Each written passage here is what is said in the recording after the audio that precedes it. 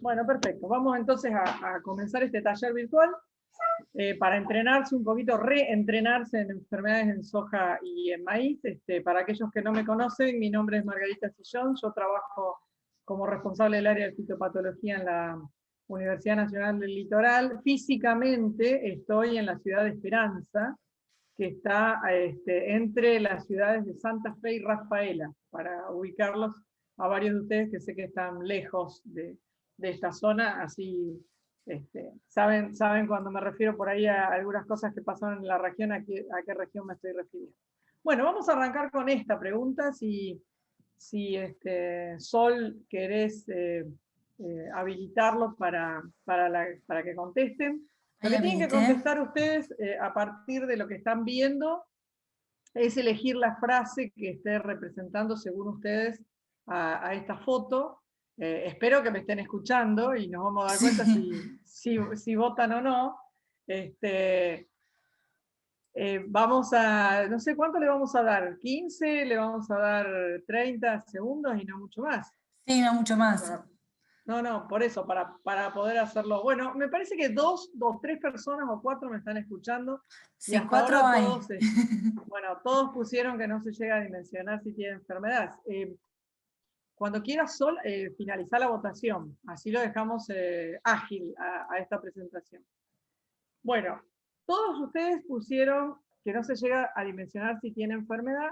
Tienen razón, en realidad, para una determinación de una enfermedad falta, pero además me interesaba ponerle estas dos frases porque la B también es correcta. Lo que vemos en este cultivo es que lo que no tiene, lo que no tiene este cultivo en realidad es ninguna epidemia. Epidemia en el sentido que veamos a todas las plantas enfermas. Y con una foto muy puntual del estrato superior no podemos llegar a determinar si tiene una enfermedad. ¿Por qué lo pongo? Porque hoy se utiliza mucho el tema fotos y hay muchas consultas por foto y muchas de esas fotos llegan así. Entonces, esto es muy incompleto para determinar una enfermedad. Recuerden que una enfermedad estaba formada por varios factores, es una alteración en la planta, en la fisiología o en la estructura de la planta, y hay varios factores que las componen. Entonces, también es tiempo de recordar algunos de estos conceptos, ¿no? Que son los factores que intervienen en una epidemia. Perdón. Creo que ahí está la segunda pregunta, Sol. Ahí la mando. Ahí está, bueno. Es para que ustedes vean los factores que constituyen una epidemia del cultivo son 4. Si tomamos a 4 factores, uno sería el hombre, el patógeno, el ambiente y el clima. La B es el ambiente, tiempo, hombre y patógeno, y el otro es ambiente, patógeno, hospedante y tiempo. Y me parece que todos están sabiendo muy bien. Bueno, hasta ahora contestaron 2 nada más, Sí, chicos. Me más parece que se van a activo. tener que, claro, se van a tener que contactar con la computadora, porque los estoy viendo que no me están contestando nadie, y entonces vamos a tener que avanzar de otra manera, si no en esta votación. Bien, vas a tener que finalizar la votación, si no nos vamos a quedar muy, Sí, muy ahí. frenados en la votación. A ver, este es un taller para que contesten rápido y para que contesten todos. Si no, tenemos que seguir con la parte teórica. ¿eh? Sol, Bien. Ahí yo dejé de compartir. pero a mí me parece, a ver, Flor, ¿qué pasa? Y que no me aparece. No, ahí está. Este sistema no es el mejor.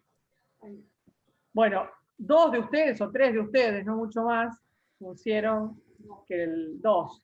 Bueno, pusieron que los distintos factores eran el hospedante, el ambiente y el patógeno en un tiempo determinado. Consideremos el tiempo como el tiempo cronológico, recuerden, y el ambiente como las condiciones del clima que tienen que ver con la relación patógeno y hospedante. El hombre también es un factor determinante en este tetraedro, a veces ejerciendo una influencia sobre cada factor o agrandando ese triángulo.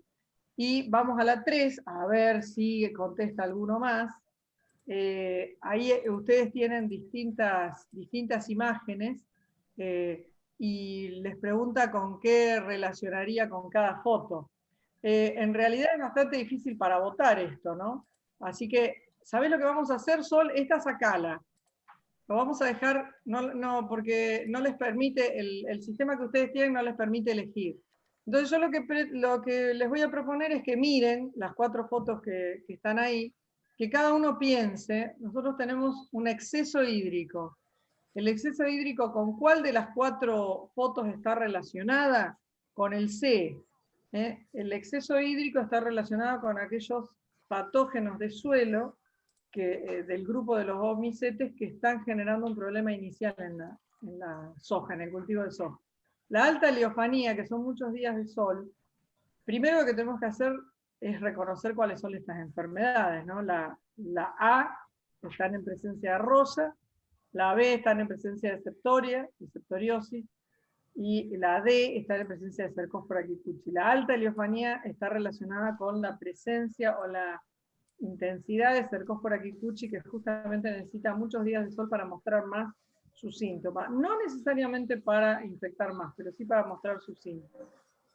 Y después tenemos 2 tipos de ambiente, que no son lo mismo, las lluvias frecuentes o el rocío. Los dos los relacionamos con alta humedad, pero no es lo mismo. Entonces, el rocío es una agua libre en la hoja que no necesariamente puede ocurrir para que avance septoriosis. La septoriosis, que es la B, sí necesita lluvias frecuentes. Por eso normalmente la vamos a relacionar con posterioridad a 30 o 40 milímetros que se vayan acumulando, para que puedan germinar las estructuras y pueda avanzar en el cultivo de soja.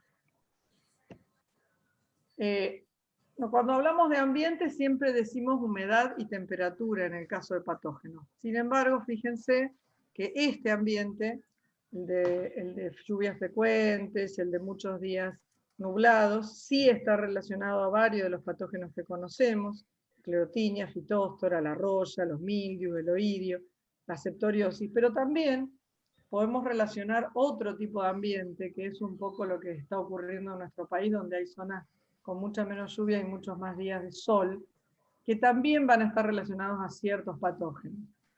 Es equivocado pensar que no vamos a tener enfermedades de fin de ciclo si no hay muchas lluvias, porque lo que tenemos es esa foto que está ahí, que es el rastrojo, que es el inóculo inicial importante, y hay varios patógenos que de todas maneras, aún sin lluvia, pueden llegar a avanzar. Uno de ellos, uno de los más comunes, es macrofomina, que es un patógeno que va a generar problemas en toda la planta, y luego diferentes tipos de manchas, más que nada ocasionadas por patógenos menores que se encuentran en el rastrojo y que con poca lluvia la planta de soja va a tener un cierto estrés, el cultivo de soja va a tener estrés en las hojas, y estos patógenos son colonizadores, sobreviven en el rastrojo, son necrótrofos, entonces podemos llegar a encontrar Filosticta, Alternaria, Stenphilum, Corinéspora, distintos tipos de hongos que todos generan manchas, también ocasionando problemas a veces en el diagnóstico, ¿no? Ese tipo de lesiones que ustedes ven a la izquierda no es una septoriosis, y sin embargo puede estar presente, ¿eh? Esa es una lesión por ascochita, que es un patógeno menor en soja, pero que puede haber en buena cantidad. Y esa que ven a la derecha no es mancha en ojo de rana, sino que es el tizón por Stenphilum, que son lesiones muy parecidas a mancha en ojo de rana, pero que se pueden dar en sojas que son resistentes a mancha de ojo de rana, porque es otro patógeno. Entonces, el primer concepto que hay que tener es que la soja de todas maneras puede tener enfermedades, aunque las lluvias sean más escasas.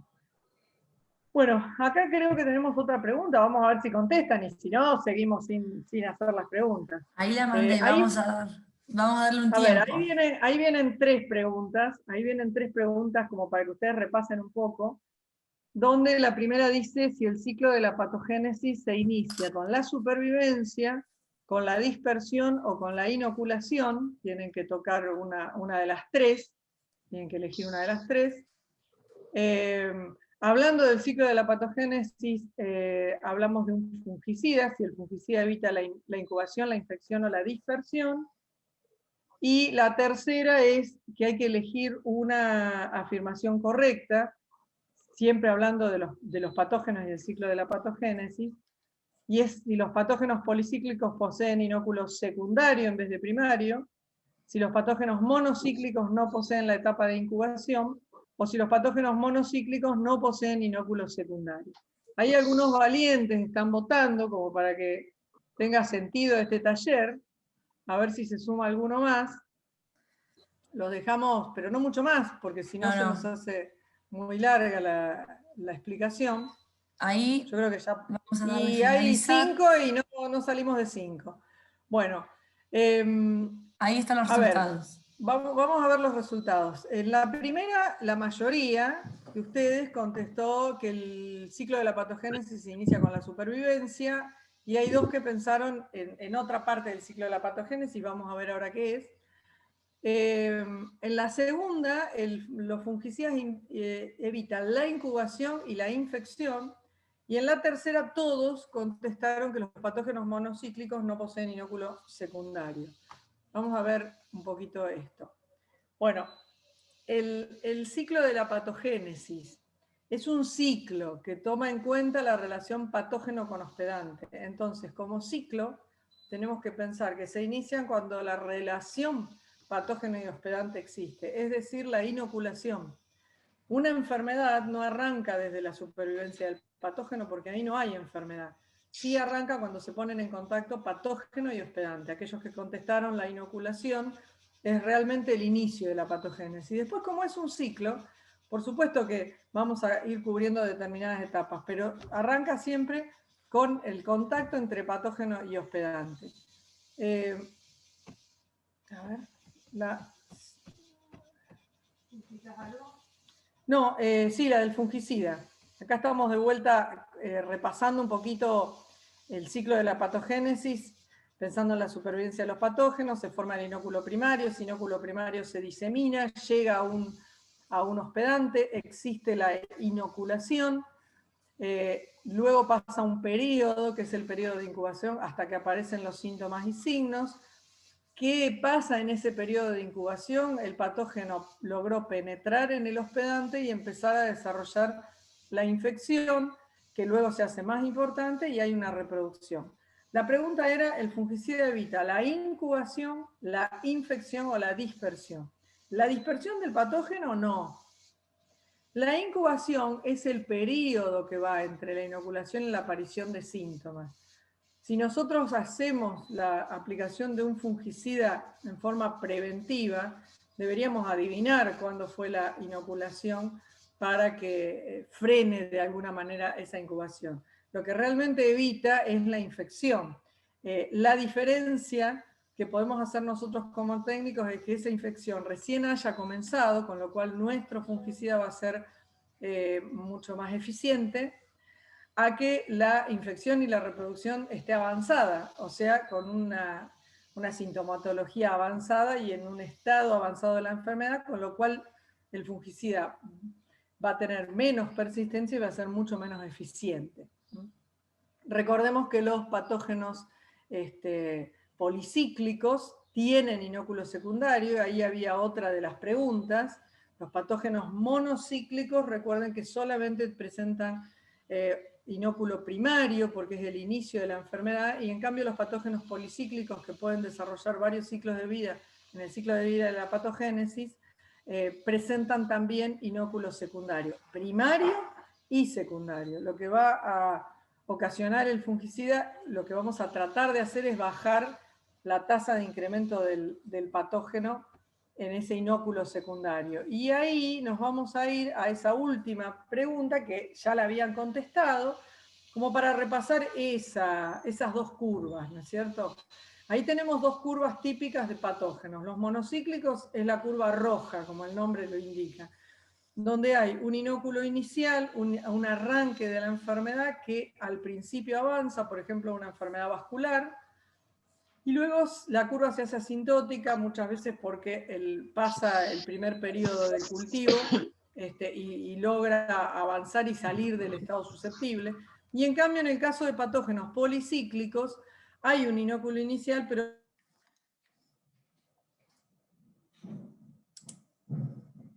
Margarita, ahí no se escucha.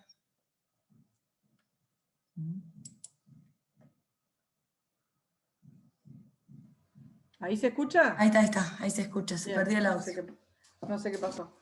Lo que nosotros vamos a tratar de evitar con la aplicación del fungicida es, vamos a tratar de bajar esta tasa de incremento, que es la diferencia entre lo que aumentó esta semana y la anterior, la enfermedad. Por eso también es importante cuando ustedes hagan monitoreo de una enfermedad, no ir a un umbral puntual, un nivel puntual de este día, sino saber qué es lo que va pasando en el cultivo, qué pasó la semana anterior, si la enfermedad está quieta, está detenida o está progresando.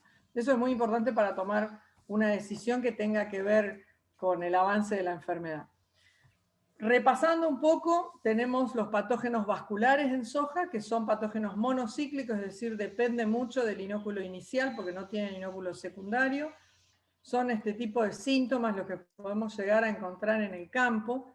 Normalmente siempre conviene arrancar la planta entera, cortarla a lo largo para poder encontrar los distintos tipos de sintomatología o de signo. En este caso, tal vez encontremos los esclerotos de esclerotinis en un signo y en otros casos vamos a encontrar el síntoma como lo vemos en muerte súbita.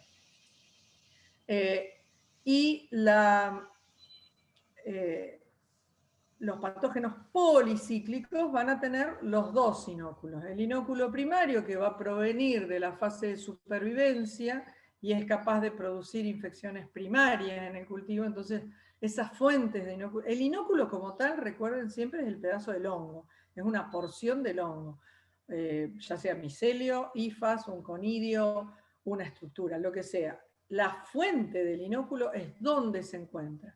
¿Dónde se encuentra? La semilla es una fuente de inóculo, el rastrojo es una gran fuente de inóculo, el suelo es una fuente de inóculo para varios patógenos de suelo. ¿Qué ocurre? La infección primaria. Luego, aquellas enfermedades que son foliares van a tener un inóculo secundario.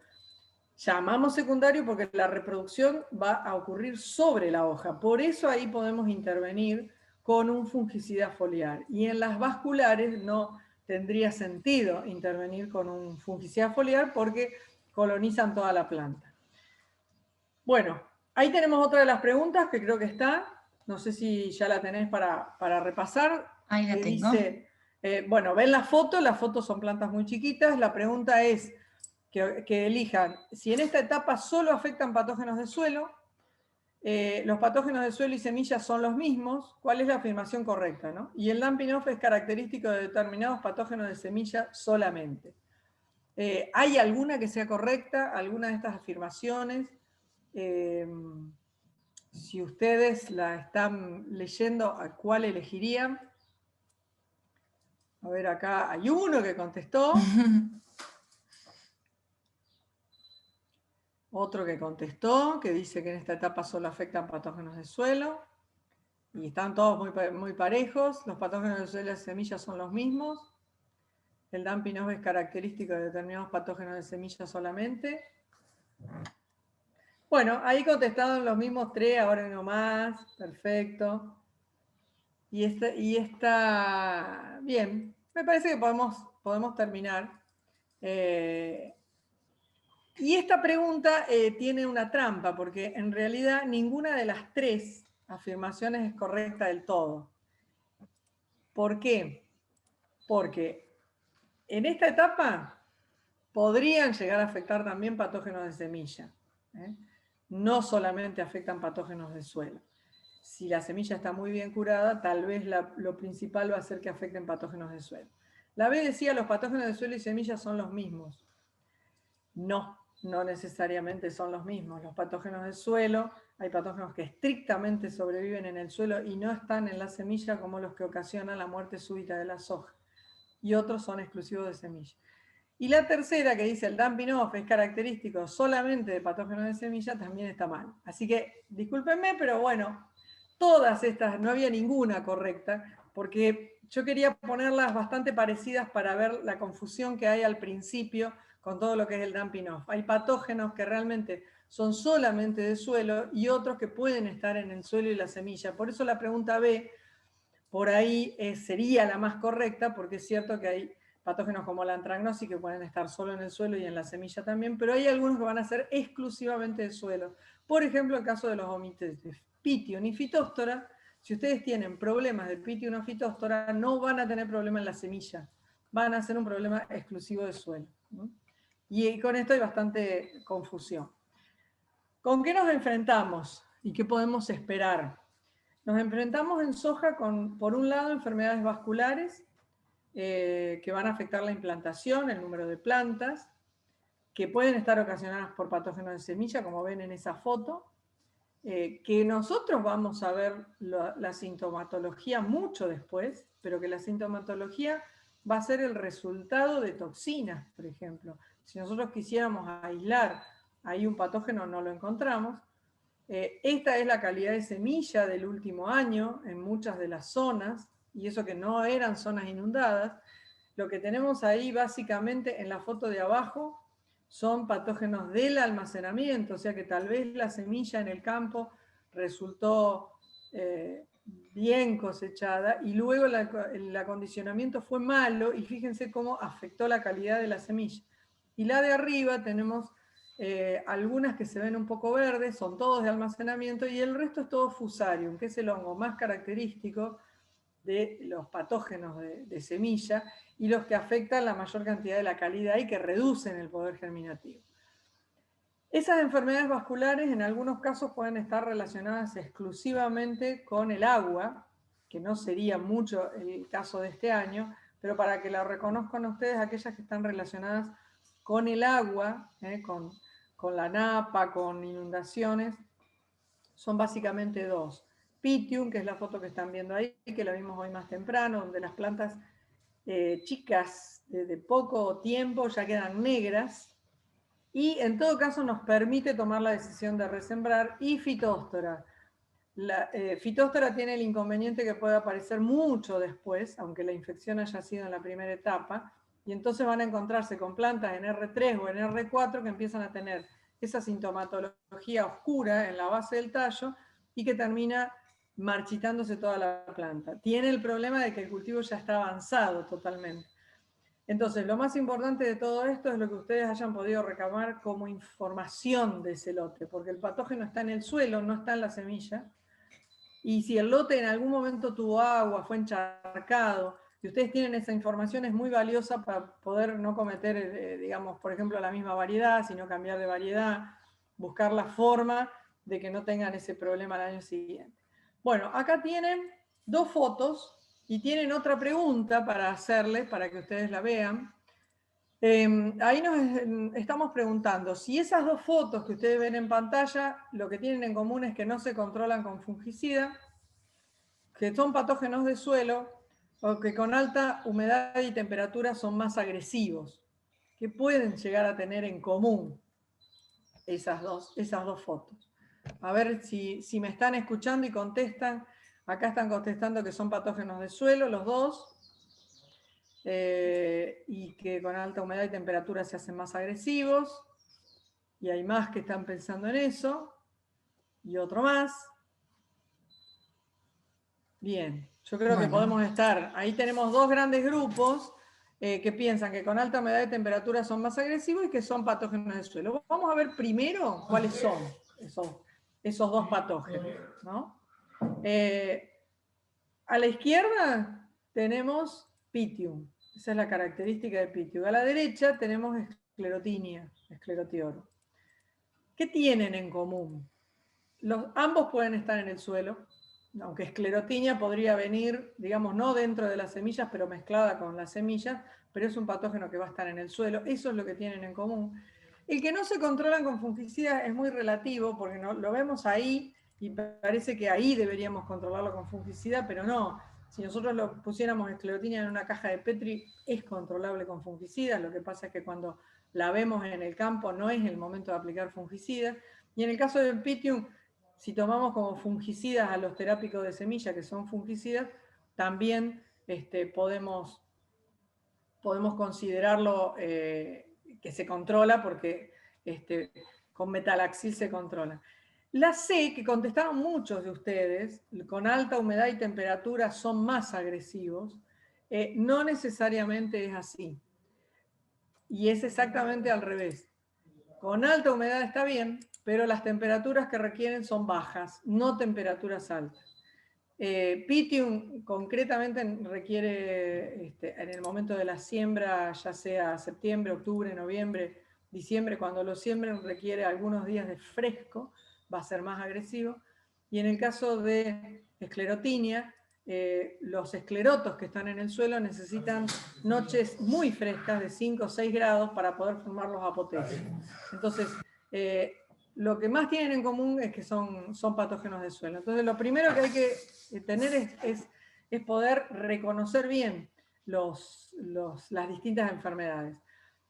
Acá tenemos 3 enfermedades. Y tenemos, algunas de estas imágenes corresponden a patógenos policíclicos. ¿Cuáles son?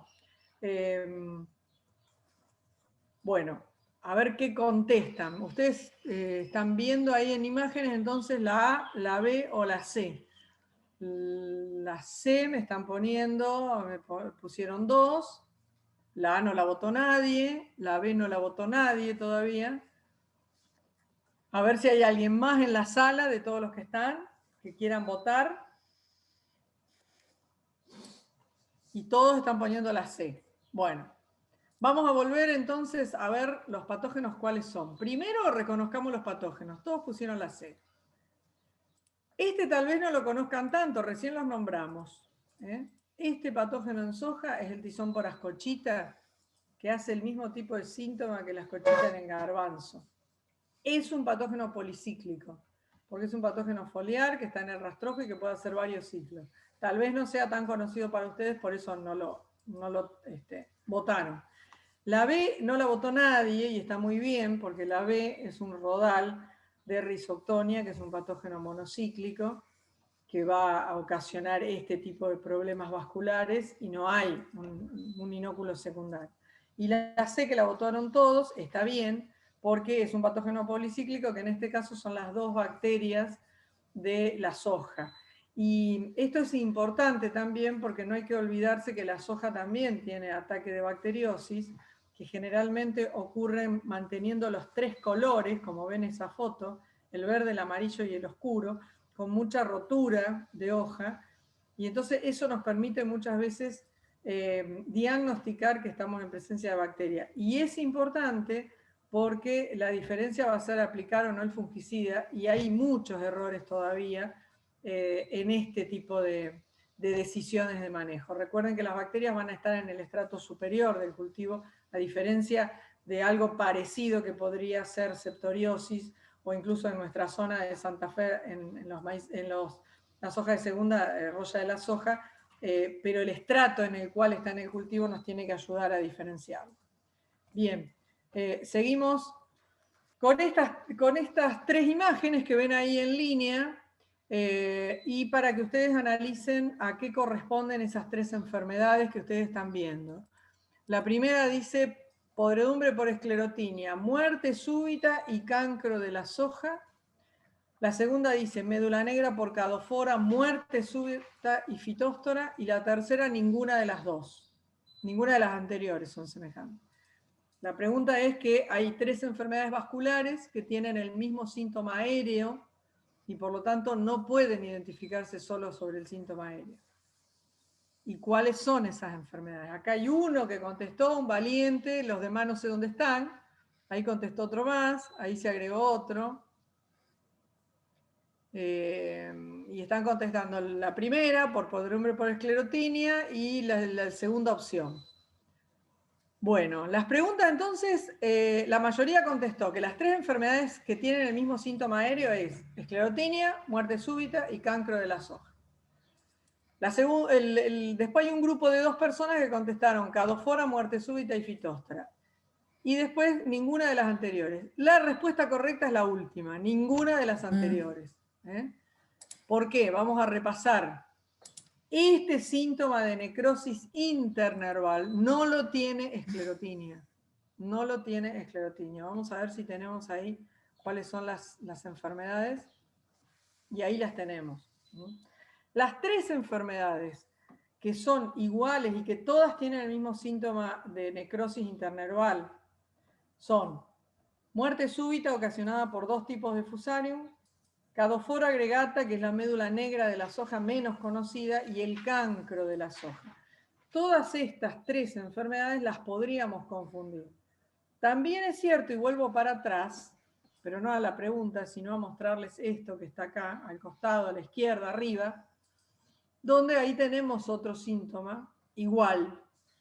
Y eso no corresponde a ni siquiera a una enfermedad. Eso es aplicación de un triazol solo con mucha temperatura que ocasionó una fitotoxicidad en soja. Entonces, cuidado, porque podemos llegar a encontrar ese tipo de síntomas y no va a estar asociado a ninguna de estas 3 enfermedades. En todos los casos, estos patógenos son patógenos que se encontraban en el suelo o en la semilla, hicieron una infección inicial, tienen toxinas y lo que nosotros estamos viendo en la hoja es la consecuencia de la toxina. Nunca podríamos aislar el patógeno desde la hoja. Son todos patógenos vasculares, es importante por lo menos diferenciarlo de lo que podría ser una fitotoxicidad. Recuerden que en la fitotoxicidad ustedes van a encontrar un estrato de hojas con ese problema y cuando arrancan las plantas no va a haber ninguno de estos síntomas que les muestro yo ahora en lo que son los tallos. Pero hay bastante aplicaciones con mucho calor, sobre todo en la zona que nosotros vivimos, todo lo que es norte de Córdoba, centro norte de Santa Fe y Entre Ríos, puede haber este tipo de problemas. También es importante poder diagnosticarlos con tiempo. Bueno, ahí tenemos otros 3 problemas, les aclaro antes de poner la foto. Esta es una, este es el otro problema y estas 2 corresponden al otro problema. Entonces, ahí también tenemos 3 expresiones para que ustedes analicen y me contesten cuál puede ser la más correcta. Una dice, estos 3 problemas están relacionados con hongos de suelo y los síntomas pueden mostrarse en las plantas adultas. La otra expresión dice, no existen variedades tolerantes para ninguno de estos problemas. Y la tercera dice, la aplicación de fungicida foliar tiene efecto en la disminución de intensidad. ¿Cuál sería la frase más correcta para identificar esas fotos que ustedes estaban viendo recién? A ver, me están contestando que son 3 problemas relacionados con hongos de suelo y los síntomas pueden verse en plantas adultas, lo cual es un problema, ¿no? Verlos realmente en las plantas adultas, porque ya está todo gastado en el cultivo de soja y todos están contestando eso. Algunos nos ponen que no existen variedades tolerantes para ninguno de estos problemas.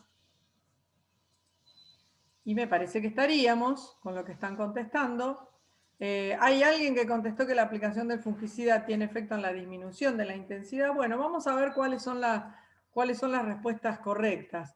La respuesta correcta a esto, la expresión más correcta es la que contestaron el 67% del grupo, que están relacionados a hongos de suelo, están en el suelo, y los síntomas pueden llegar a mostrarse recién en plantas adultas. Vamos a ver cuáles son, porque lo más importante es poder diagnosticarlo. Volvemos a esclerotinia, que es importante encontrar los esclerotos para poder identificarlo, y podemos encontrarlo en plantas que estén más allá de floración, como está en esta.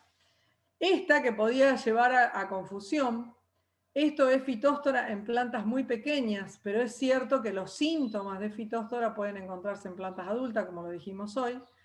Y esto, que ya también la nombramos, es macrofomina, que lo vamos a encontrar en plantas adultas. La B, que dice no existen variedades tolerantes para ninguno de estos problemas, existen variedades más tolerantes a fitóstora, lo que pasa es que en fitóstora hay varias razas, y entonces puede quedar la idea de que no hay nada tolerante a fitóstora, pero sí podemos, si nosotros sabemos que tenemos un campo con fitóstora, además de curar con metalaxil al momento de la siembra, podemos llegar a seleccionar la variedad de soja más conveniente o más tolerante, si ese es el problema inicial. Y para esto, para macrofomina, todavía se está mucho en estudio y se está trabajando mucho, pero está mucho más asociada a un ambiente seco, a los problemas que se derivan de un ambiente seco que a otra cosa. Bien, seguimos adelante con nuestro taller. Acá tenemos las 3 enfermedades asociadas al ambiente. Esclerotinia siempre relaciona a mucha lluvia y lo mismo a fitóstora, y en cambio no a macrofomina. Bueno, ahí tenemos, yo no me acuerdo si esto está puesto para que voten o no. Ahí Sí. lo De agregué. acuerdo a la foto y a dónde se estaba mirando la foto, yo creo que si la mayoría son de la provincia de Buenos Aires, van a estar pensando a qué corresponde esa foto. Si estuvieran ustedes ubicados en el norte de la provincia de Entre Ríos o en el norte de Santa Fe, tal vez dudarían entre dos fotos, pero sí es cierto que la mayoría, bueno, acá son dos nada más, muchachos, me parece que no están del otro lado. Ahí van 3. Recién aclaré que eran anónimas por las dudas que si no se estaban animando a contestar. Está bien. Alguno contestó Roya de la Soja. Y bueno, podemos cortar acá la votación para que sea ágil. Sí, por el lugar de la enfermedad nosotros podemos estar infiriendo que se está tratando de mancha marrón. Podemos llegar a tener mildew en este estrato, ¿no? Cuando el cultivo está muy cerrado y muy buenas condiciones de lluvia, también podríamos llegar a estar encontrando mildew, pero como acá lo que están haciendo es levantando el estrato del cultivo y observando la altura, es cierto que lo que están revisando es mancha marrón. Para roya de la soja no deberíamos estar haciendo esto solamente, sino sacando foliolos para llevar a estudiar, ¿no? Entonces vamos a repasar un poco la enfermedad principal que está en la provincia de Buenos Aires, de la soja es mancha marrón. El hongo Septoria glicines tiene unas estructuras en el suelo que se denominan pigmidios, que dentro tienen muchos conidios. Los pigmidios tienen que mojarse para poder abrirse y que salten, como está en la foto, los distintos conidios a las primeras hojas del cultivo, tienen que mojarse. O sea que sí o sí está relacionado con la lluvia. No podemos tener una gran cantidad de septorias si solo lo que tenemos es rocío, cuando sí podríamos tener con mucho rocío una roya, aunque no tuviéramos lluvia. Entonces, septoria está relacionada con la lluvia, está relacionada con una determinada cantidad de milímetros, acumulados de no menos de 7, 8, hasta llegar a 30, ahí podemos pensar y evaluar en un progreso más importante. Y ahí yo les puse más o menos para el área central de todo lo que es centro norte de Santa Fe, todo lo que es Córdoba y Entre Ríos, cómo estamos encontrando nosotros los valores de mancha marrón. En años niños los valores de mancha marrón han llegado al 60% de la altura de la planta con síntomas y a un 60% de severidad. ¿A qué llamamos severidad? Al área afectada promedio de unos 20 folíolos de la zona afectada, los sacamos, los miramos en el laboratorio y a eso le llamamos severidad. Cuando el año es niña, es cierto que baja bastante la altura de la planta con síntomas, porque hay menos lluvias. Eso no significa que luego de una lluvia importante no pueda duplicarse de golpe. Y fíjense que de todas maneras llega bastante a ocupar una severidad bastante importante una vez que está afectada. Y esto es por la cantidad de inóculos secundarios que puede haber de hoja en hoja. Ya no necesita el rastrojo. Entonces, recuerden siempre, acá hay otras evaluaciones de otros momentos, de otras zonas. Recuerden siempre que necesita evaluarse desde el nivel del suelo hacia arriba, que no hay un umbral cerrado y concreto, sino que depende mucho de cómo está viniendo el ambiente y de las lluvias, ¿no? Y nos vamos a este otro tema, que está relacionado también con enfermedades policíclicas y que tienen 3 fotos. ¿Cuál de estos 3 problemas van a manejar con fungicida? ¿El A, el B o el C? Eso creo que hay una pregunta de eso, Ahí la ¿no? lancé, Sí. hay 2 preguntas. Bueno, entonces contesten las dos. La primera la vamos a ver después en las fotos. Había 3 fotos diferentes y hay que pensar en cuál de las 3 ustedes manejarían con fungicidas de las fotos. Y la segunda es una pregunta sobre la mancha aceitosa de la soja, por si la escucharon alguna vez nombrar, que está relacionada a que si es una nueva enfermedad foliar ocasionada por bacterias, ocasionada por un hongo, o ocasionada por un hongo biótrofo o un hongo necrótrofo. Acá contestó uno hasta ahora. Vamos a esperar un poco que conteste alguien más. ¿Cuánto le damos? Ahí van contestando. Sol. Vamos a darle 10 segundos más. Igual ya estamos. Bueno, parece bastante... Ahí se desempató un poco. Bueno. Bueno. Ahí estamos. Bueno, vamos a repasar un poquito entonces. De la primera, ahora vamos a ver las fotos. Votaron por la foto A y por la foto C. Y de la segunda, la mancha aceitosa, ahora vamos a ver, nos dijeron que era una nueva enfermedad ocasionada por bacterias, que no se controla con fungicida. Votaron 4. Después, una nueva enfermedad ocasionada por un biótrofo y otro por hongos que sobreviven al rastrojo. Vamos a la primera. La primera, la que se controla con fungicida, primero lo que tenemos que hacer es identificarlas correctamente. La A es la Cercospora kikuchi. Cercospora kikuchi es una de las principales enfermedades que vamos a estar tratando de controlar con fungicida. La B la mostramos hoy más temprano para ver si se acordaban y tenían memoria visual, es una bacteriosis. La bacteriosis no se controla con fungicida. Y la C es un detalle muy cercano de mildiu. El mildiu, si bien se puede controlar con fungicidas, recuerden que es un falso hongo. El mildiu es un ohmicete. Los ohmicetes tienen una característica y es que no tienen ergosterol en la membrana, el ohmicete.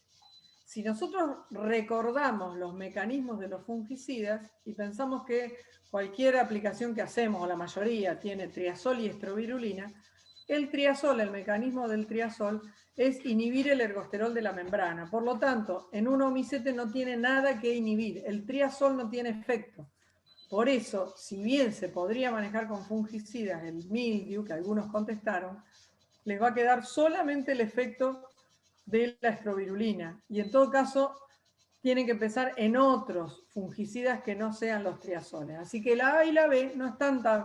La A está muy bien contestada y la B no está mal contestada, sino que tenemos que tener eso en cuenta, para el control del mildiu. Si hablamos de la A, que la mayoría contestaron, hablamos de Cercospora kikuchi. Cercospora kikuchi no tiene una estructura cerrada, sino que tiene sus conidióforos. Los conidios están sobre conidióforos totalmente abiertos, como muestra la foto, y entonces cualquier viento, cualquier lluvia la puede hacer pasar de hoja en hoja. Tiene una toxina que es la cercosporina que se activa con el sol, que lo nombramos hoy más temprano, y está relacionada con eso, con algunas lluvias, pero también con días de mucho sol. Miren los datos que nosotros tenemos. En años niños, la incidencia, es decir, el porcentaje de hojas en un cultivo de soja que presentan cercospora o que pueden presentar cercospora kikuchi es del 100%. Llegamos a todo el cultivo, donde si nosotros hacemos un análisis de esas hojas, tienen toda cercospora, el complejo cercospora. Y pueden llegar a un 80% de severidad. La severidad, recuerden que es el área desde el ápice hacia adentro afectada con este atizonado o este bronceado. En años niña, miren, baja la incidencia casi a la mitad, es decir, no todo el cultivo tiene hojas con cercospora. Sin embargo, en el estrato superior la severidad queda igual. Entonces, ustedes en un año niño o en un año más seco, muchas veces ven exactamente el mismo nivel en el estrato superior, porque depende más del sol y de los días de sol que activaron, digamos, la toxina que de otra cosa. Sí, lo que van a encontrar en un año niña es menos cantidad de hojas en el cultivo. En general van a estar en el estrato medio y superior. Eso con respecto entonces a cercospora. Acá lo que tenemos es cómo fue avanzando la prevalencia, que es el porcentaje de lotes en la región, desde el año 2006 al 2016, porque después se hace todo igual, por eso no lo pusimos.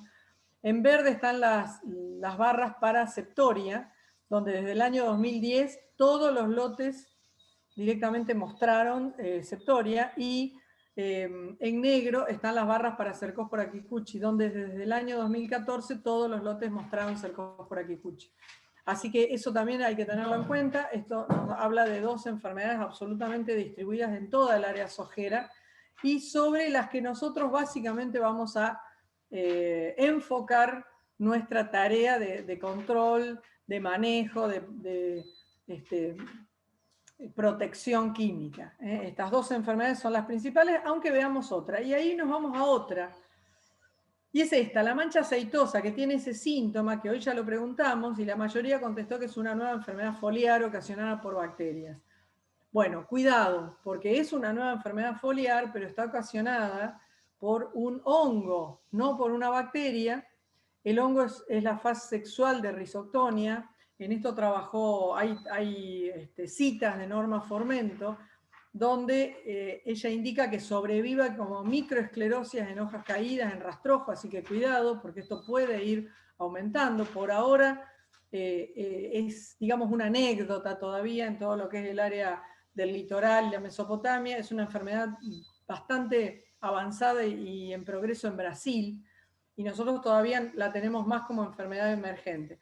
Pero lo importante es que requiere mucha agua libre, la frecuencia de lluvias disemina el inóculo primario, requiere, como verán, temperaturas altas, y es ocasionada por un hongo, no por una bacteria, así que atento a estos síntomas que son como de aceite hirviendo que cayó por arriba de la planta, pero si ustedes arrancan la planta para ver si eso es un marchitamiento ocasionado por un vascular, van a ver que no, que el resto de la planta está normal, no tiene nada en raíces, no tiene nada en tallos, y se comporta realmente como una enfermedad foliar, donde la reproducción ocurre sobre las hojas, por eso es una enfermedad foliar. A tener presente que es una enfermedad emergente y a prestarle atención a esos síntomas.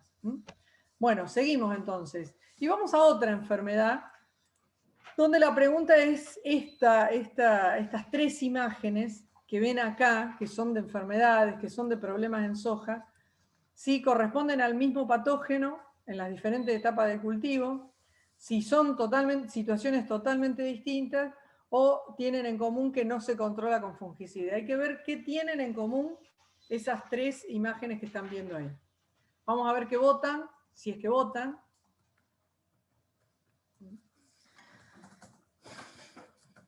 La mayoría están poniendo que pertenecen al mismo patógeno en diferentes etapas del cultivo,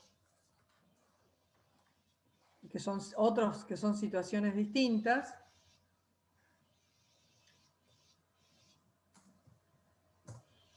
Bueno, a ver, ¿seguimos? ¿Pertenecen al mismo patógeno en diferentes etapas del cultivo? Sí, pertenecen al mismo patógeno. Está bien los que pusieron la respuesta A. Esta etapa de cultivo es la semilla, que todavía no está sembrada, y acá tenemos las estructuras del hongo, que son unas estructuras abiertas, asexuales, que se llaman acérbulas.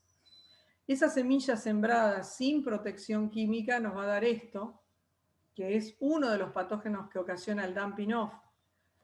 El patógeno en sí es la antragnosis de la soja, el patógeno se llama Coletotrichum, y me detengo en esto porque muchas veces cuando hablamos de dumping off, parece que estuviéramos hablando de todo lo mismo. Hoy ya mostramos el dumping off por Pythium, mostramos otro tipo de problemas al inicio, y este es otro. Entonces, cuando ustedes tengan un problema de pérdida de plantas al inicio de un cultivo, recuerden que no todo se soluciona con volver a sembrar, porque algunos puede ser que tengan un patógeno prevalente y otros otro, entonces hay que ver, lo ideal sería sacar las plantas enfermas, hacerle un diagnóstico sencillo en un laboratorio para ver cuál es el patógeno prevalente.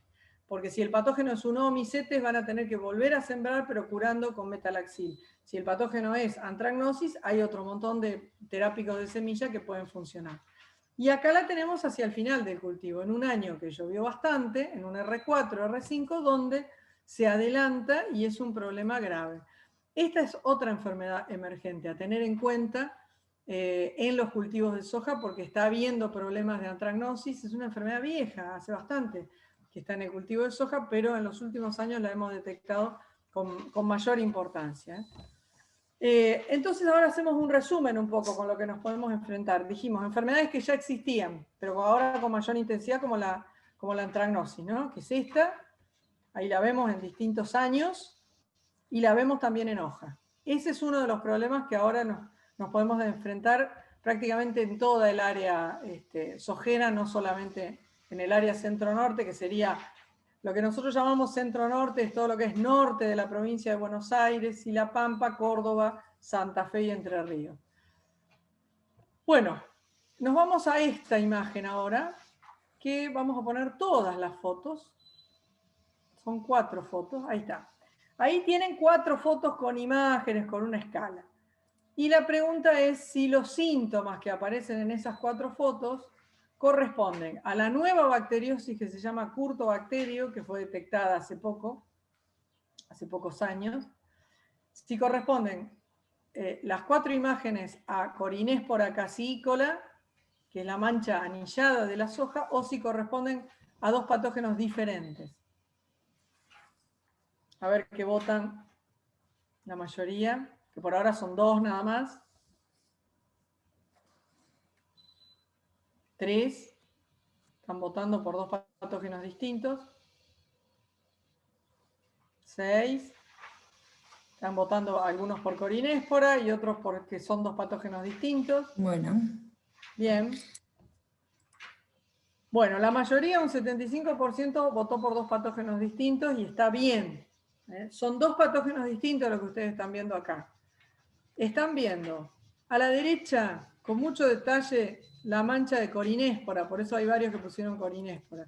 Corinéspora caseícola es un patógeno también emergente, foliar en soja, también a donde vamos a apuntar con los fungicidas foliares, que tiene un avance en forma de blanco de tiro, ahí se empieza a ver, y acá se ve con más detalle, y tiene una escala de severidad importante, que en el norte de nuestro país, en el NOA más o menos están llegando acá, con los niveles de severidad, o sea que tienen niveles muy altos, y en lo que sería Santa Fe estamos llegando a donde está marcado. Año a año vamos creciendo en esa severidad y es una enfermedad a tener en cuenta. Es un hongo, está dentro del mismo paraguas de Septoria y de Cercospora kikuchi. Cuando hagamos el pensamiento en el manejo de esos patógenos. Y acá a la izquierda sí tienen a Curtobacterium. ¿Por qué lo pusimos? Porque lleva a confusión. Realmente el avance a veces de Curtobacterium pareciera ser un avance de Corinéspora. En general la bacteria va a romper tejido y va a estar por un costado. Si nosotros hacemos una cámara húmeda, la bacteria puede ser que forme una especie de costra, que es la soglea, que es el signo que tienen las bacterias. Y en el caso de este patógeno de Corinéspora, si hacemos cámara húmeda, van a poder ver un fieltro que corresponde a los conidóforos del hongo. Así que hay que prestarle atención también al diagnóstico porque hay bastante confusión todavía y por supuesto que en este caso si lo que tuviéramos totalmente en la planta fuera una bacteriosis sería muy complicado habernos equivocado en el diagnóstico porque estaríamos recomendando un fungicida para una bacteria. Entonces, presten atención a estos nuevos síntomas que están saliendo en soja, que son enfermedades que van a ir aumentando progresivamente a medida que aumente el inóculo primario de año en año. Esto es otra de sumando lo que vengo diciendo, entonces esto es una especie de resumen donde hay enfermedades nuevas, pero hay enfermedades como esta que todos ustedes conocen, que la vimos recién, que era la cercospora, volvemos a cercospora, y que lo que pasa es que aparecen o lo vemos los síntomas antes de lo esperado. Síntomas, acá pareciera que no hay cercospora, acá arriba a la derecha, que no hay Cercospora kikuchi, sin embargo, ahí es el inicio de la enfermedad. Arriba a la izquierda tendríamos un nivel de cercospora que estaría en el límite para decidir la aplicación de fungicida y no dejarnos estar más. En general, las aplicaciones de fungicida las estamos haciendo con estos niveles, que es como para convencernos de que tuvimos que aplicar un fungicida, entonces muchas veces estamos llegando tarde, y en poco tiempo tenemos la foto de abajo a la derecha, donde realmente la enfermedad no la pudimos frenar. Hay mucho problema de eso, más allá de que Cercospora está presentando cierta resistencia, pero todavía en el campo nosotros le agregamos que la estamos controlando tarde. Entonces es un problema también para el hongo. Fíjense si tomamos el nivel de severidad, la S acá es severidad en R3 de Cercospora kikuchi y severidad en R5 de Cercospora kikuchi. Allá por el año 2006, en R5 recién teníamos un 25% de severidad. Eso fue creciendo. Pasamos al año 2012, donde en R5 teníamos un 40% de severidad. Si hoy esperamos a una aplicación en R5 en estos últimos años, 2016, 2017, en R5 llegamos a ese nivel de severidad. y el nivel de severidad aceptable para un control de la enfermedad está en el inicio de R3. Tengan cuidado con eso porque la enfermedad ya no es tan de fin de ciclo, sino que está apareciendo bastante antes, y en algunos casos incluso tenemos antes cercóspora en el estrato superior de la planta y no tanto a nivel de septoriosis. ¿Qué podemos esperar también en el caso de cercóspora? Que es un complejo de síntomas confusos que no respetan muchos estratos. Vemos la diferencia entre el testigo y el tratado, como se ve en esa foto, pero en el testigo a nosotros nos lleva a mucha confusión, y si hay cercóspora solamente o si subió septoria hasta arriba, hay mucha confusión de síntomas. Todos esos síntomas que parecían que era septoriosis cuando se hizo el estudio de laboratorio de la cercóspora, así que préstenle mucha atención también a esta enfermedad y no la esperen solamente en el estrato superior de la planta. Lo que sí, el uso preventivo de fungicidas, preventivo en el sentido de a partir de R3, nos va a permitir con un llenado de granos con mayor área, porque cercóspora lo que nos hace es perder rápidamente el área fotosintéticamente activa. Algunas estrategias sanitarias, entonces. Antes de la siembra hay que pensar en el origen y la sanidad de la semilla. Hoy en esta charla ya es tarde porque todo el mundo sembró, pero eso es algo que tenemos que tener como técnicos metidos en la cabeza. También antes de la siembra, pero también lo podemos hacer ahora, es conocer el panorama, qué pasó el año pasado para la misma región, tener en cuenta lo que pasó, más o menos en qué fecha pasó. Durante el cultivo lo que tenemos que ir integrando es el clima, sobre todo las lluvias. Hoy las regiones son muy dispares. Hoy nosotros estamos entrando, o todo el mundo nos hablaba de un año niña, y en la zona donde estamos, en el centro de Santa Fe, hemos tenido en algunos lugares 90 milímetros hace 4 días, y veníamos de 30 milímetros y de 60 milímetros, entonces tampoco podemos dar una receta para todo el país. Tener en cuenta cada uno para su zona. También durante el cultivo hacer buenos diagnósticos, eso es lo más importante. La diferencia entre vasculares y foliares en soja, sobre todo para tomar decisiones de manejo. Y recién ahí las pautas de control con fungicida van a ser claras o van a ser buenas. Si yo hago todo lo demás mal, el fungicida no me va a salvar de una mala estrategia previa. Vamos a avanzar un poquito en las estrategias de manejo. Entonces, la frase correcta, ¿cuál sería de estas, no? De estas 3. No sé si acá van a votar o no, si no hablamos sobre la frase correcta. ¿Estás por ahí, Sol? Sí, tenemos 2 preguntas en esta Vamos votación, entonces. ahí la lancé. La primera, la frase correcta, en los 2 casos tienen que elegir la frase correcta. La primera dice, las labranzas mínimas influyen directamente sobre la supervivencia de la mayoría de los patógenos necrótrofos. La segunda dice, cuando se hace rotación se está actuando sobre la fase de incubación del hongo. Y la tercera dice, la rotación influye sobre la velocidad del inóculo secundario. Tienen que elegir cuál de las 3 frases es la correcta, que están contestando por la disminución en la supervivencia, por la afectación en la supervivencia, y la segunda hablaba de la genética, que se usa solo en enfermedades vasculares. La otra, el monitoreo puede considerarse parte de las medidas de manejo, y el momento de cosecha en soja no influye en la incidencia de alternaria. Bueno, están votando, vamos a ver que votan por la primera, están votando sobre que la labranza mínima influye en la supervivencia del patógeno y que influye en la fase de incubación del hongo, una u otra. Bien, el 71% habló sobre la supervivencia del patógeno y está bien, influye directamente sobre la fase de la supervivencia de los patógenos necrótrofos, porque ayuda a destruir pequeñas estructuras abiertas. Eso es muy importante, no para la incubación. Recuerden que la incubación era desde la inoculación a la aparición de los síntomas. Ahí ya no estamos en la rotación, ahí estamos sobre cultivo. Así que la frase 2 no va. Va la primera frase es la más importante. Miren, por ejemplo, en un estudio que hicimos sobre el nivel de septoriosis con monocultivo, que es el azul, con rotación y haciendo por primera vez soja, cómo influyó en esa enfermedad que está muy, muy relacionada al inóculo primario y a que salpique la cantidad de pignidios desde el rastrojo, cómo influye el tema de la rotación porque hay menos sobrevivencia de picnidios. Así que esa es la frase correcta. Recuerden esto, que es una aseveración del doctor Carmona, no confundir sucesión con rotación para los patógenos.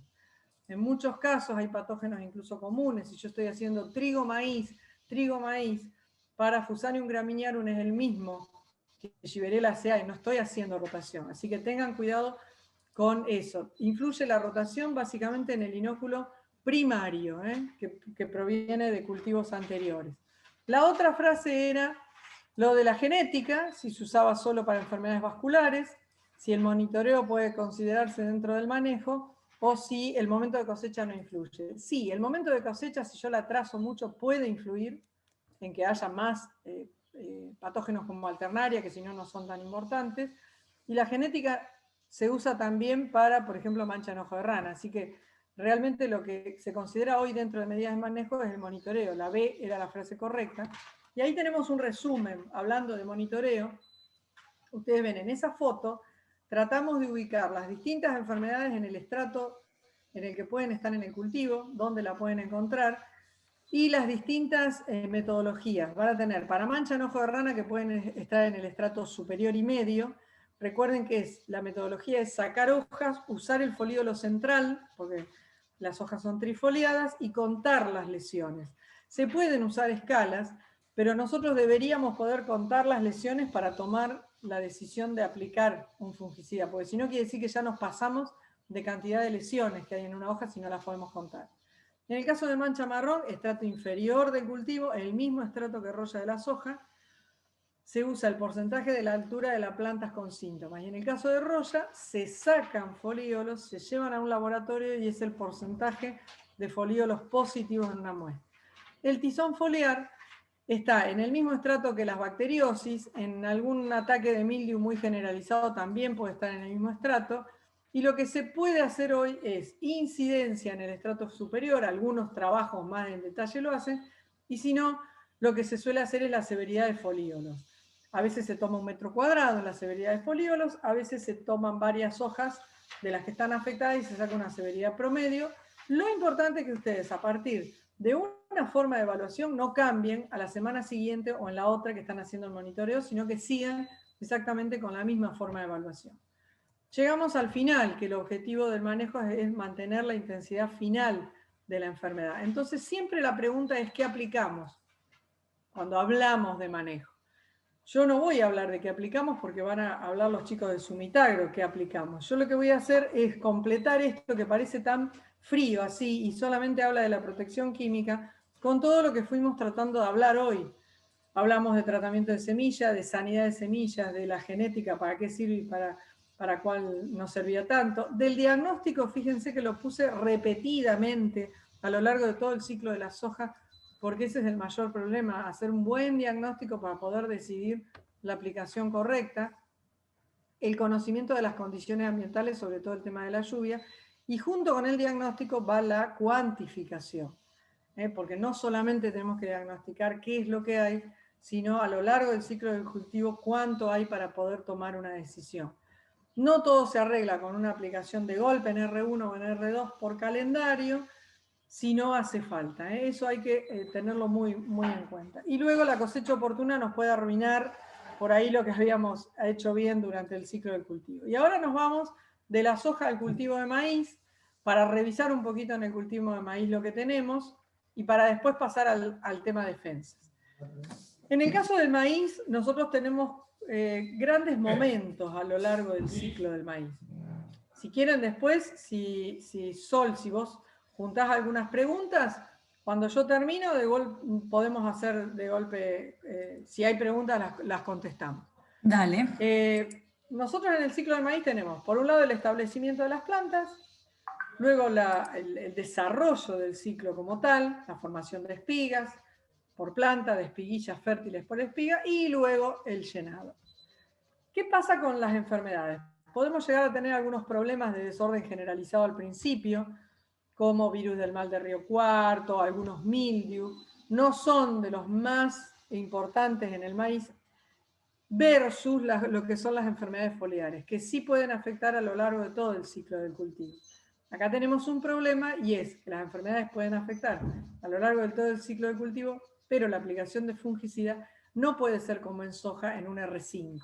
No puede ser para, en el medio del llerado, ¿no? Sino que está mucho más acotado en el ciclo del maíz. No mucho más allá de R1, a lo sumo unos 15 días después de R1, según las enfermedades.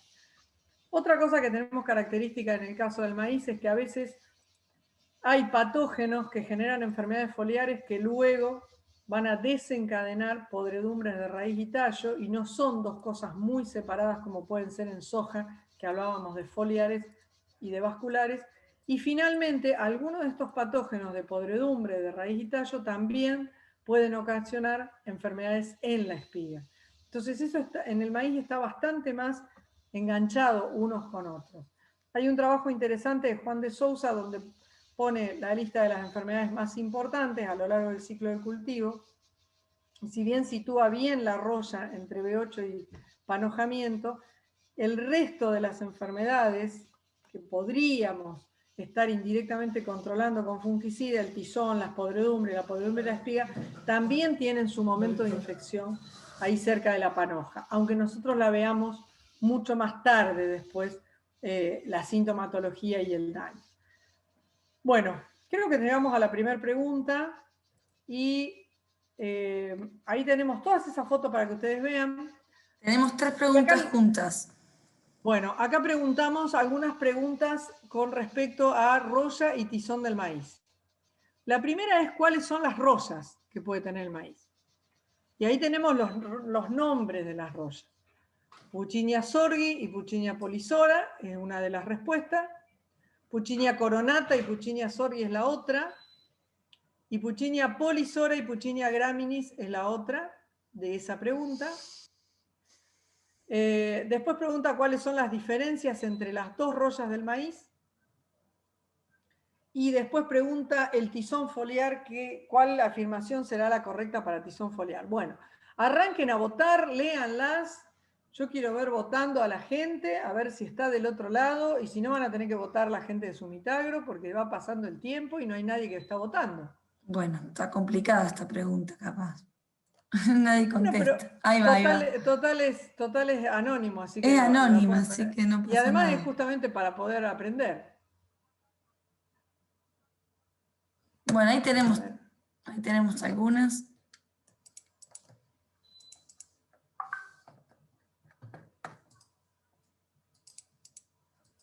Estaríamos. Bueno, vamos a revisarlas. Primero contestaron Puccinia sorghi y Puccinia polisora. La mayoría contestaron que esas son las dos royas que puede tener el maíz. Es correcta, está bien, esa es la pregunta correcta. Luego, cuando hablamos de las diferencias entre las dos royas del maíz, hablamos de que la roya polisora no se controla fácilmente con fungicida, o la roya polisora ocurre con temperaturas menores a la que requiere Puccinia sorghi. Ninguna de las dos son correctas, porque la roya polisora requiere temperaturas mayores a la que requiere Puccinia sorghi. Había que contestar alguna y yo era la tramposa, así que discúlpenme. Y el tizón foliar, ¿cuál afirmación es la correcta? Vamos a ver ahora cuando tocamos el tizón foliar, cada uno acuérdese un poco qué contestó.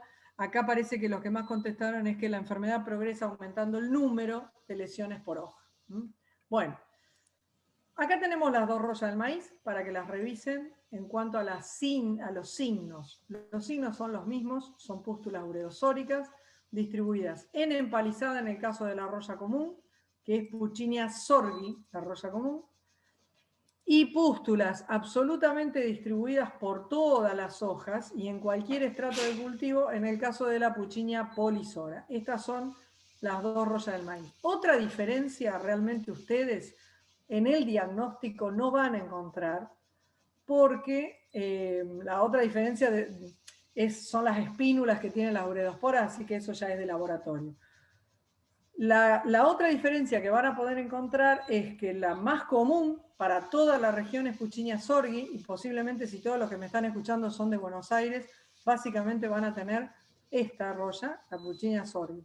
Y luego, la roya polisora es la roya norteña, o sea, ocurre con mayores temperaturas, con temperaturas mucho más altas, tiene que sostenerse 27, 28, 30 grados siempre. En nuestra región, norte de Buenos Aires, centro de Santa Fe, esta roya básicamente está más en los maíces de segunda, en el mes de febrero, luego que pasó todo un enero acumulando temperaturas. Se controlan las dos con fungicida, lo que pasa que la Puccinia polisora por ahí no nos da tanto tiempo. El control es como el de una roya, pero tenemos que ser muy rápidos en la toma de decisión porque si no rápidamente cae la eficiencia del fungicida. Ese es el otro problema que tiene Puccinia polisora. Bien, esta es un poco la epidemiología de la roya común de distintos años, no importa si hizo más o menos lluvias, normalmente el progreso grande de roya común siempre va a estar entre B8 y R1, por eso se sitúa la mayoría de las aplicaciones en ese periodo cuando es para roya común. Y en roya polisora eso está un poco corrido y ahí nos genera un problema porque a veces el progreso es después de R1, entonces no podemos estirarnos mucho más allá de R2 en el caso de la aplicación de un fungicida.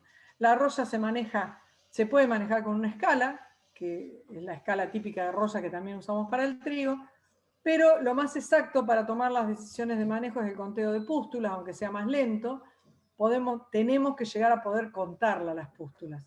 Entonces yo le voy a dejar, le he robado esto a Marcelo Carmona, del último congreso de APRESID, ahí tienen el número de pústulas promedio por hoja para hacer una propuesta de umbrales de daño económico. Ven que la cantidad de pústulas que yo tengo que poder contar, a lo sumo son 12 o 14, sobre eso ya me pasé del umbral, así que hay que tener cuidado, por ejemplo, con un rinde potencial de 8000, todo lo que yo tengo que poder contar no pasa de 12 pústulas.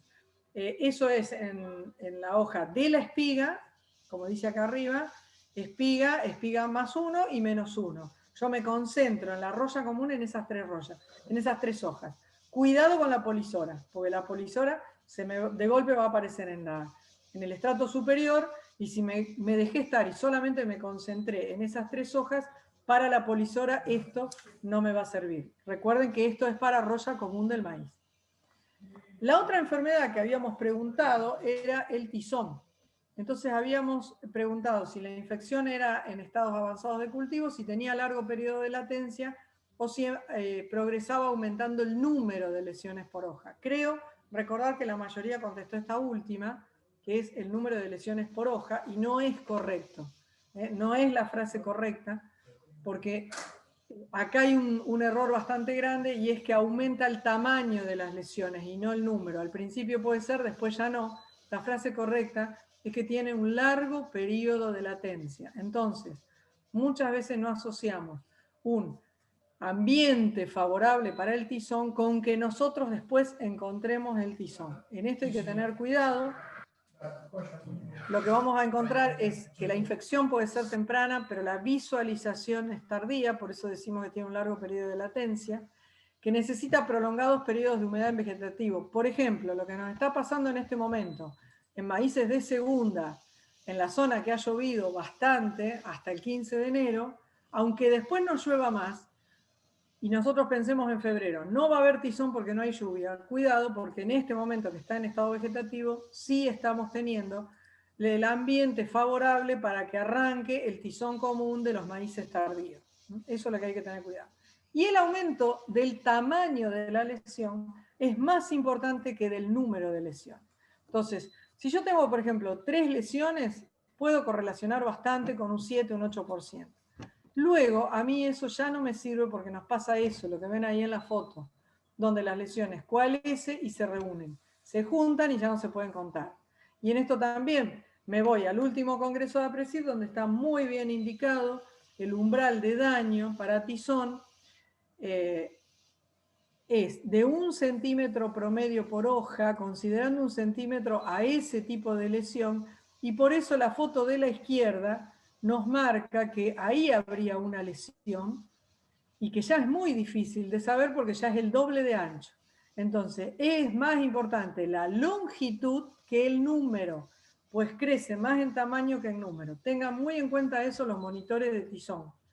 Crece más en tamaño. Siempre cuando ustedes van a decir, tengo 5 lesiones de tizón, por ejemplo, refiéranse a la foto de la derecha. Si ustedes tienen acá, tendrán que hacer 1, 2, 3, 4 y doble. Capaz que acá tienen 6 lesiones de tizón en una sola mancha. Así que tengan cuidado con eso.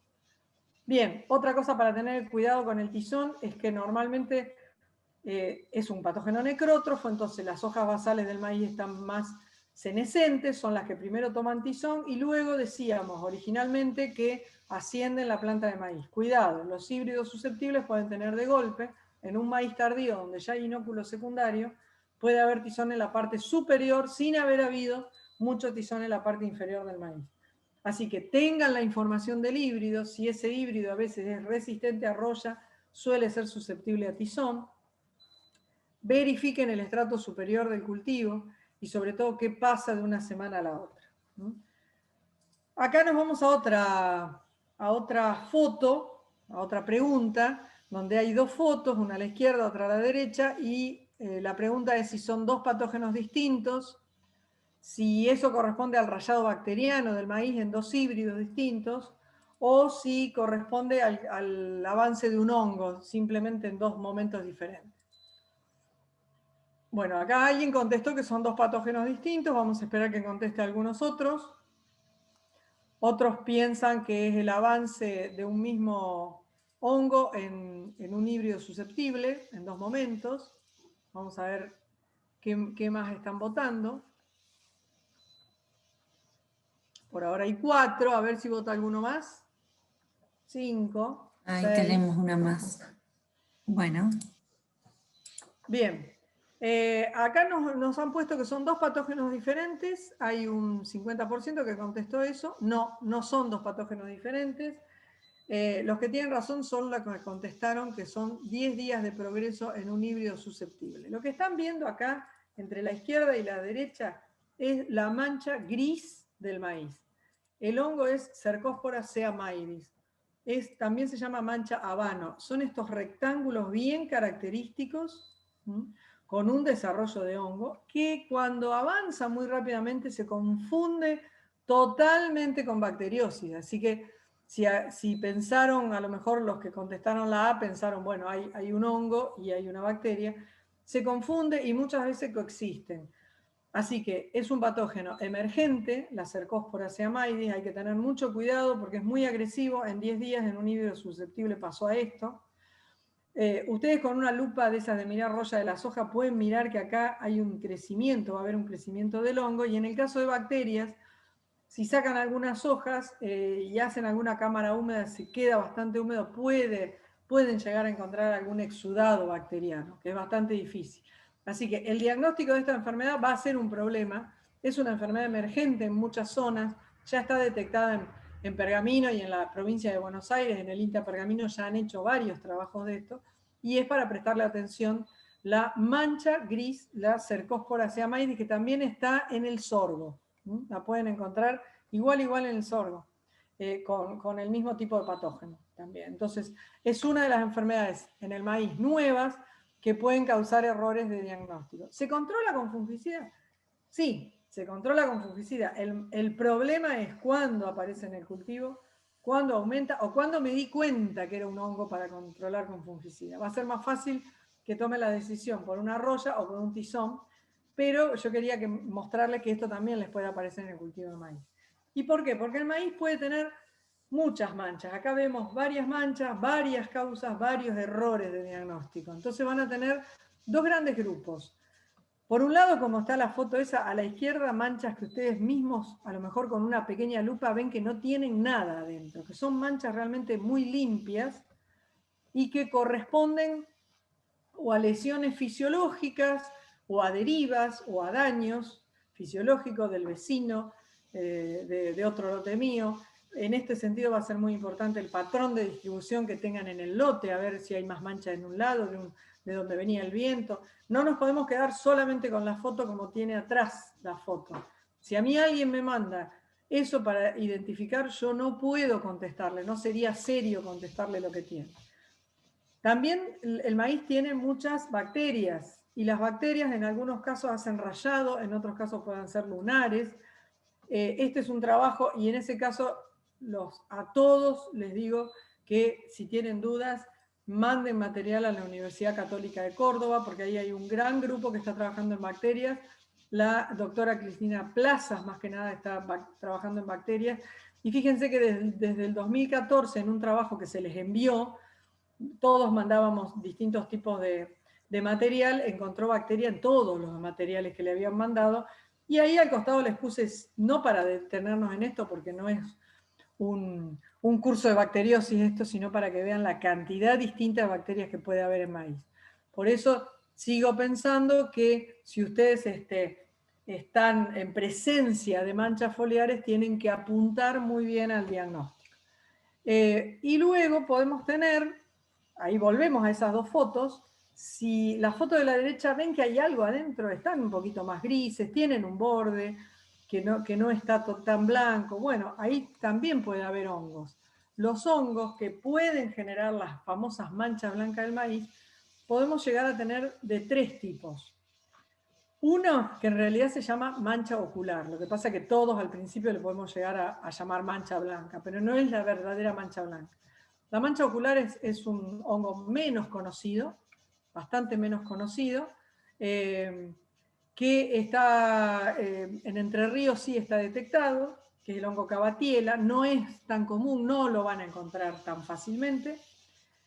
Luego tenemos a la derecha del todo la antragnosis, que hoy la nombramos en soja, el maíz también tiene una antragnosis, y puede empezar como pequeñas lesiones blancas sobre las nervaduras, que luego enseguida se van a agrandar. Entonces, si dejamos pasar un poco de tiempo, ya nos vamos a dar cuenta porque van a aparecer las acérbulas, pero bueno, también puede ser tarde para dedicarle tiempo, ¿no? Y luego la verdadera mancha blanca, la que se llama mancha blanca, que corresponde a un hongo concreto que es Phaeopharia maidis o Phoma maidis, que también debería ser detectado muy a tiempo porque es bastante agresivo. Y acá hubo un ataque muy importante en el 2017. Ahí ven la diferencia. Ahí ven la diferencia. Lo que yo les muestro acá es un cultivo no tratado a la izquierda y un cultivo tratado 2 veces con fungicida a la derecha, donde las enfermedades eran tizón y foma. Entonces, la diferencia, ¿por qué tanta diferencia? Porque la diferencia en kilos es impresionante, hay un 50% de diferencia. La pregunta es si habrá sido por la reducción en la formación de espigas, si porque no formó directamente granos o porque provocó luego caída de plantas. Las enfermedades en ese caso fueron tizón y foma, es decir, la verdadera mancha blanca que existe en la región, que hubo casos muy puntuales y todos los años en maíces de segunda está ocurriendo. A ver si que nos quedó alguien ahí mirando la clase. Ahí van El contestando. ataque de tizón y foma no formó granos, redujo la formación de espigas, hubo algo de todo esto. Bueno. Bien, creo que nos quedamos ahí, pero lo que verdaderamente pasó es lo que no contestó nadie, que es que provocó podredumbre de raíz y tallo. Más allá de la formación de las espigas, tuvo una incidencia de podredumbre y de quebrado de planta donde directamente las espigas se cayeron y no se pudieron cosechar, donde tienen el testigo y los distintos tratamientos. Entonces acá nos vamos a un tercer problema que puede tener el maíz, que son las podredumbres de raíz y base de tallo, que son enfermedades de importancia en la zona maicera. Los patógenos asociados a este tipo de podredumbre pueden ser hongos, como en este caso, y ocasionalmente se pueden agregar bacterias. Los relevamientos en todas las zonas del país, indican una conjunción de hongos bastante grande, donde hay fusarium, donde está el antragnosis, donde hay diplodia, macrofomina, hay bacterias, hay todo tipo de hongos de suelo que van a colonizar aprovechando la removilización que ocurre en los tallos cuando hay, por ejemplo, una enfermedad muy importante. Los organismos que causan las podredumbres raíz y tallo están en todos los campos, no hay campos que no tengan estos organismos. Lo que pasa es que la enfermedad no siempre va a ocurrir. está influenciada por el ambiente, por ejemplo, primero sequía y luego lluvia entrando en un mes de marzo o en un mes de abril, y qué impacto tiene eso sobre el híbrido. Hay híbridos que se quedan como este, con una infección en esta zona que luego hacia arriba no avanzó, otros que desarrollan algún tipo de síntomas pero que no se quiebran, y otros que desarrollan síntomas muy importantes. Con la siembra directa vamos a tener que, por un lado, los agentes causales son todos necrótrofos, así que van a persistir, pero si almacena mayor humedad, más equilibrado, esto puede ayudar a disminuir la susceptibilidad de la planta del maíz, no tanto sobre el hongo, sino sobre la planta del maíz. Los factores son algunos estreses post-floración, como desbalance de nutrientes, ataque de insectos, déficit hídrico, muchos días nublados. Eso nos da mayor predisposición, y ahí tienen citados un montón de trabajos que citan a esos factores como importantes para desencadenar estas podredumbres. Y las enfermedades foliares, que disminuyen el área foliar verde, por lo tanto la planta utiliza mayor cantidad de reservas, y estas enfermedades muy hacia el final, ahí en un R1, R2, causan un desbalance muy grande y generan podredumbres muy, muy importantes. También hay un componente genético, ahí ven una foto aérea de varios de los trabajos que teníamos nosotros en todo lo que era norte de Buenos Aires y Santa Fe, donde ven que algunos híbridos concretamente se caen en forma importante, y otros que tienen la raya azul, ante las mismas, absolutamente las mismas condiciones ambientales, no tuvieron determinadas enfermedades, porque eran más resistentes a una enfermedad a otra, y no tuvieron podredumbre de raíz y tallo. Los patógenos son varios. Acá tenemos a todos los que atacan en el área maicera. Los Fusarium, que hay de dos tipos, Graminearum y Verticiloides, Diplodia, que es más típica de la provincia de Buenos Aires, Coletotrichum, que está también en toda el área maicera, y Macrofomina, que está en toda el área, pero es más típica de sequía. Podríamos llegar a encontrarla este año. La antragnosis, la hablamos hoy como una que en el inicio puede formar una mancha blanca y después rápidamente agarra toda la planta. Podemos llegar a encontrar puntos negros que corresponden a las acérbulas, que son las estructuras de este hongo, y requiere bastante clima húmedo y muy caluroso. Es típica de todo lo que es Córdoba, Santa Fe y todo lo que es el Chaco, donde rápidamente abarca las plantas de maíz. Cambia bastante según el genotipo, la edad de la hoja. Las hojas más viejas, más senescentes, suelen rápidamente colonizar antragnosis, y el ambiente. Si nos vamos al sur de Santa Fe y lo que es Buenos Aires, la podemos llegar a tener como una enfermedad foliar, como la ven acá, grandes áreas con esas estructuras negras, y si nos vamos hacia el norte, rápidamente como un problema de raíz y tallo. En Buenos Aires, en la provincia de Buenos Aires, vamos a tener mucho esta enfermedad, que es la podredumbre de la base del maíz, pero también es una podredumbre de tallo que requiere clima, tiempo seco en la primera etapa de desarrollo del cultivo y luego húmedo y muy cálido. Podría haber zonas que desarrollen esta enfermedad. Fíjense que ahí no sirve tampoco la espiga, en la podredumbre de la base, el hongo prácticamente cubre todos los granos y desarrolla puntuaciones negras, que son estructuras que se llaman pigmidios, y un grano muy afectado queda como en esa foto.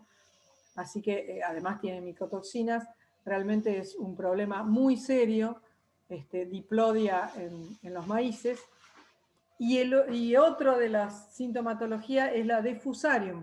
Ustedes seguramente conocerán también para toda del área maicera Fusarium graminearum. Lo conocen porque recién han estado cosechando trigo, y el trigo tiene el golpe blanco, y el hongo es el mismo. Fusarium graminearum en su fase asexual, Chiverella sea en su fase sexual, podemos llegar a encontrarlo tanto en trigo como en maíz, generando una de las podredumbres de tallo asociado a unas podredumbres, pero además como la podredumbre de la punta de la espiga, que también va a hacer perder calidad y que tiene micotoxina. Y hay otro Fusarium, que es Fusarium verticiloides, que necesita tiempo cálido, pero un poco más seco. Entonces también este año, si hay zonas con un tiempo seco, podemos llegar a tener este tipo de problemas. Tiene toda la zona enferma, está a lo largo, hay que cortar a lo largo los tallos, y no tiene presencia de peritecios como puede tener el Fusarium graminearum.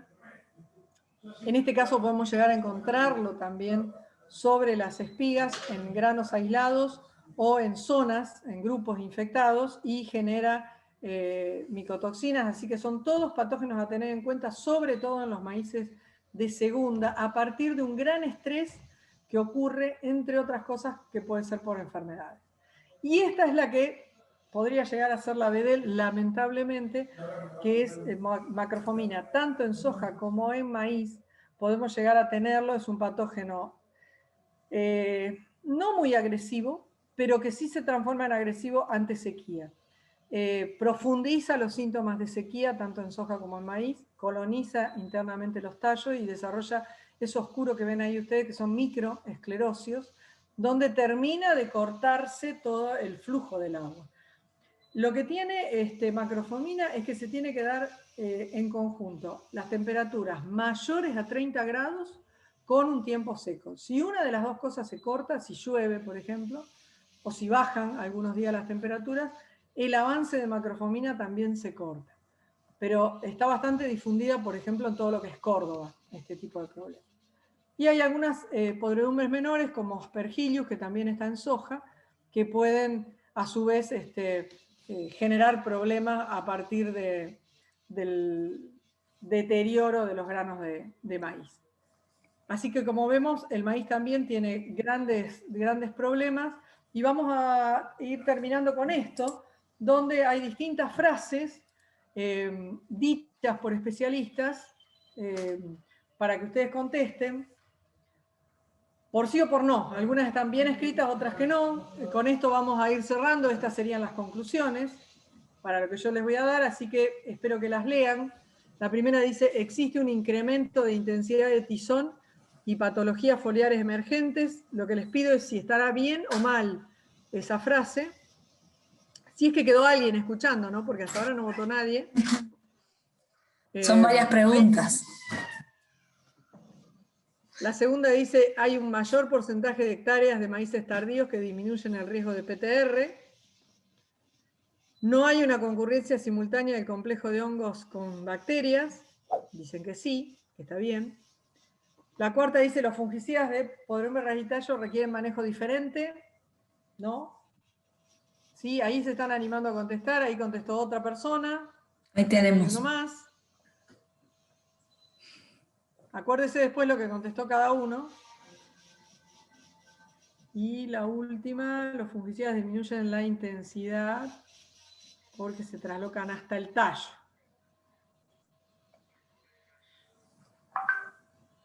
Bueno, ¿estamos? Bueno, fíjense cada uno qué contestó. Vamos a ir a las preguntas que yo tengo acá. Estas eran las preguntas.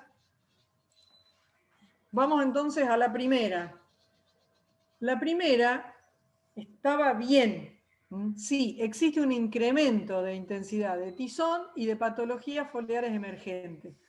O sea, cada año va aumentando lo que es el tizón y va aumentando también otras patologías como la que vimos, que es cercóspora, que es mancha blanca, y que hay que prestarle atención, y que en total forman lo que llamamos enfermedades de fin de ciclo o manchas en el maíz, que no son las rollas. La segunda frase era que no, tenían que contestar que no, porque decía que el mayor porcentaje de hectáreas de maíces tardíos disminuían el riesgo. No, el mayor porcentaje de hectáreas de maíces tardíos aumentan el riesgo de podredumbres de raíz y tallo. Vamos a la del manejo, si era diferente o era todo junto los distintos patógenos de las podredumbres de raíz y tallo. Decía que requerían un manejo diferente. No. Los patógenos de podredumbre raíz y tallo requieren un manejo similar. Todos los trabajos de Carmona insisten en un manejo muy parecido, que la cosecha no sea demorada, que bajemos todos los niveles de estrés posible en las plantas, que hagamos una fertilización equilibrada. Así que el manejo es similar más allá del patógeno que tengamos. Luego tenemos... decía, había bacterias y hongos, sí o no. Había que contestar que no, porque hay una amplia distribución y concurrencia simultánea del complejo de hongos y de bacterias, las dos en conjunto, que también complican el diagnóstico. Y la última preguntaba sí, los fungicidas ayudan porque se traslocan al tallo, y varios contestaron que sí, y es que no. Los fungicidas, en el caso del maíz, no se traslocan al tallo. Disminuyen la intensidad de podredumbres en forma indirecta, porque lo que disminuyen es el estrés. No hay una traslocación por el tallo. Tengan cuidado con este concepto.